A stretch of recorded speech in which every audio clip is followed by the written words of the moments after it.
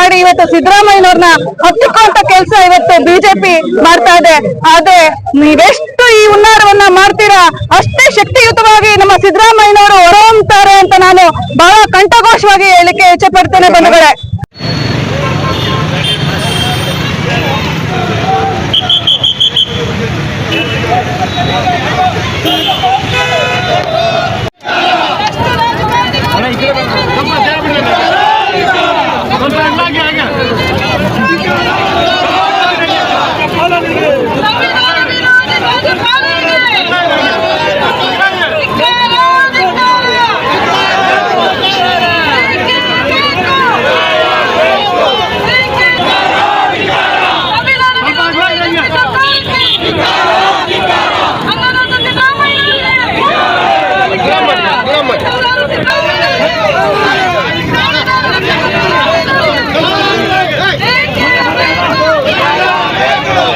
ತಮಾಷೆನೂ ಅನ್ಸುತ್ತೆ ಮತ್ತು ರಾಜ್ಯಾದ್ಯಂತ ಇವತ್ತು ನಮ್ಮ ಜನ ಪ್ರತಿನಿಧಿಗಳ ಏನು ದುರಾಡಳಿತ ಕೇಂದ್ರ ಬಿಜೆಪಿ ಮತ್ತು ರಾಜ್ಯದಲ್ಲಿರ್ತಕ್ಕಂಥ ಎಂಪಿಗಳಾಗಿರ್ತಕ್ಕಂಥ ಕುಮಾರಸ್ವಾಮಿ ಅವರ ಒಂದು ದುರಾಡಳಿತದ ಬಗ್ಗೆ ನಾನು ಮಾತಾಡ್ಲಿಕ್ಕೆ ಇಚ್ಛೆ ಪಡ್ತೇನೆ.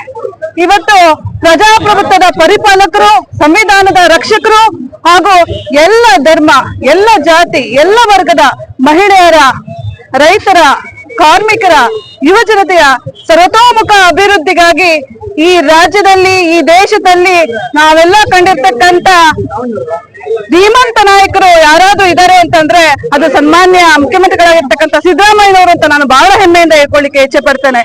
ಇವತ್ತು ಪಾರದರ್ಶಕವಾದ ಹಾಗೂ ಸ್ವಚ್ಛ ಹಸ್ತದ ಮುಖ್ಯಮಂತ್ರಿಗಳು ಇವತ್ತು ನಮ್ಮ ರಾಜ್ಯದಲ್ಲಿ 2ನೇ ಬಾರಿ ಅವರು ಮುಖ್ಯಮಂತ್ರಿಗಳಾಗಿದ್ದಾರೆ.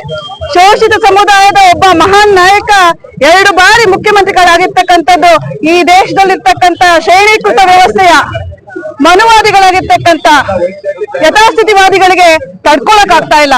ಹಾಗಾಗಿ ಇಲ್ಲ ಸಲ್ಲದ ಹುನ್ನಾರಗಳನ್ನ ಮಾಡಿ ಇವತ್ತು ಸಿದ್ದರಾಮಯ್ಯನವ್ರನ್ನ ಹತ್ತಿಕ್ಕುವಂತ ಕೆಲಸ ಇವತ್ತು ಬಿಜೆಪಿ ಮಾಡ್ತಾ ಇದೆ. ಆದ್ರೆ ನೀವೆಷ್ಟು ಈ ಹುನ್ನಾರವನ್ನ ಮಾಡ್ತೀರಾ ಅಷ್ಟೇ ಶಕ್ತಿಯುತವಾಗಿ ನಮ್ಮ ಸಿದ್ದರಾಮಯ್ಯನವರು ಹೊರಹೊಮ್ಮುತ್ತಾರೆ ಅಂತ ನಾನು ಬಹಳ ಕಂಠಘೋಷವಾಗಿ ಹೇಳಿಕೆ ಇಚ್ಛೆ ಪಡ್ತೇನೆ ಬಂಧುಗಳೇ.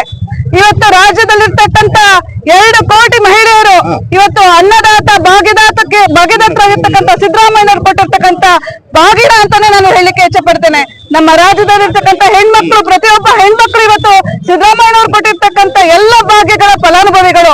ಇವತ್ತು ಇದು ಕೇವಲ ಕಾಂಗ್ರೆಸ್ ಪಕ್ಷದ ಹೋರಾಟ ಅಲ್ಲ, ಇಡೀ ಕರ್ನಾಟಕ ರಾಜ್ಯದಲ್ಲಿರ್ತಕ್ಕಂಥ ಸರ್ವ ಮಾತೆಯರ ಹೋರಾಟ, ನಮ್ಮ ಹಕ್ಕಿನ ಹೋರಾಟ.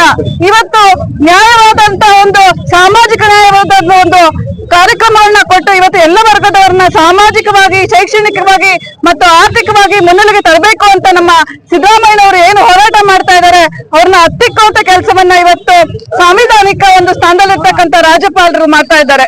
ಇವತ್ತು ರಾಜ್ಯದಲ್ಲಿ 136 ಸೀಟ್ಗಳನ್ನ ತಗೊಂಡು ಸುಭದ್ರವಾದ ಒಂದು ಸರ್ಕಾರ ನಡೀತಾ ಇದೆ.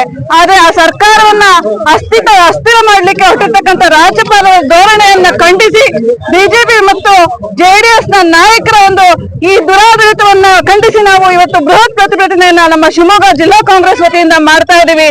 ಇವತ್ತು ನಮ್ಮ ಶಿವಮೊಗ್ಗದಲ್ಲಿ ಬಲಗಡೆ ನೋಡಿದ್ರು ಬೇಸ್ ರೋಡ್ ನಲ್ಲಿ, ಎಡಗಡೆ ನೋಡಿದ್ರು ಇವತ್ತು ಬಿಜೆಪಿ ಅವ್ರದೇ ಆಸ್ತಿ ತುಂಬಿದೆ. ಇವತ್ತು ಅವ್ರು ಮಾಡಿರ್ತಕ್ಕಂಥ ಹಗರಣಕ್ಕೆ ಲೆಕ್ಕನೇ ಇಲ್ಲ.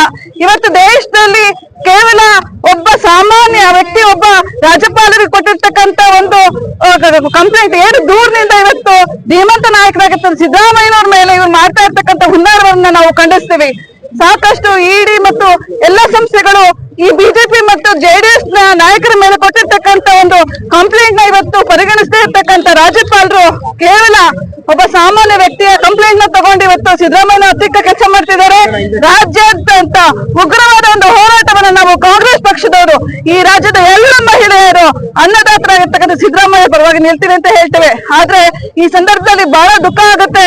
ಇವತ್ತು ಬಿಜೆಪಿ ಮತ್ತು ಜೆಡಿಎಸ್ ನವರಿಗೆ ಹೆಣ್ಮಕ್ಳ ಬಗ್ಗೆ ಇರ್ತಕ್ಕಂಥ ಒಂದು ಧೋರಣೆ, ನಡತೆ ಬಗ್ಗೆ ನಾನು ಇವತ್ತು ಮಾತಾಡಲೇಬೇಕಾಗತ್ತೆ. ಇವತ್ತು ಸಿದ್ದರಾಮಯ್ಯನವರು 2 ಬಾರಿ ಮುಖ್ಯಮಂತ್ರಿ ಆದರೂ ಸಹ ಅವರ ಪತ್ನಿ, ಧರ್ಮಪತ್ನಿ ಆಗಿರ್ತಕ್ಕಂಥ ಪಾರ್ವತಮ್ಮ ಸಿದ್ದರಾಮಯ್ಯನವರು ಇವತ್ತು ಆ ಮಹಾತಾಯಿ ಎಲ್ಲೂ ಸಹ ನಾನು ಮುಖ್ಯಮಂತ್ರಿಯ ಪತ್ನಿಯನ್ನು ಅಹಂಕಾರವನ್ನ ಒಂದು ದುರ್ನಡತೆಯನ್ನು ಯಾವತ್ತೂ ತೋರಿಸ್ಕೊಂಡಿಲ್ಲ.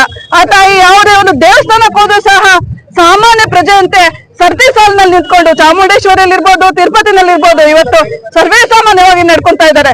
ಅಂತ ಒಬ್ಬ ಮಹಾ ತಾಯಿಯನ್ನ ಮುಂದೆ ಇಟ್ಕೊಂಡು ಇವತ್ತು ದುಷ್ಟ ರಾಜಕೀಯ ಮಾಡಿಕೊಟ್ಟಿರ್ತಕ್ಕಂತ ಈ ಬಿಜೆಪಿ ಮತ್ತು ಜೆಡಿಎಸ್ ನಾಯಕರನ್ನ ನಾನು ಧಿಕ್ಕಾರ ಹೇಳಲಿಕ್ಕೆ ಇಚ್ಛೆ ಪಡ್ತೇನೆ. ನಮ್ಮ ಹೋರಾಟ ನಿರಂತರವಾಗಿರ್ತದೆ ಅಂತ ಈ ಮೂಲಕ ಹೇಳಲಿಕ್ಕೆ ಇಚ್ಛೆ ಪಡ್ತೇನೆ.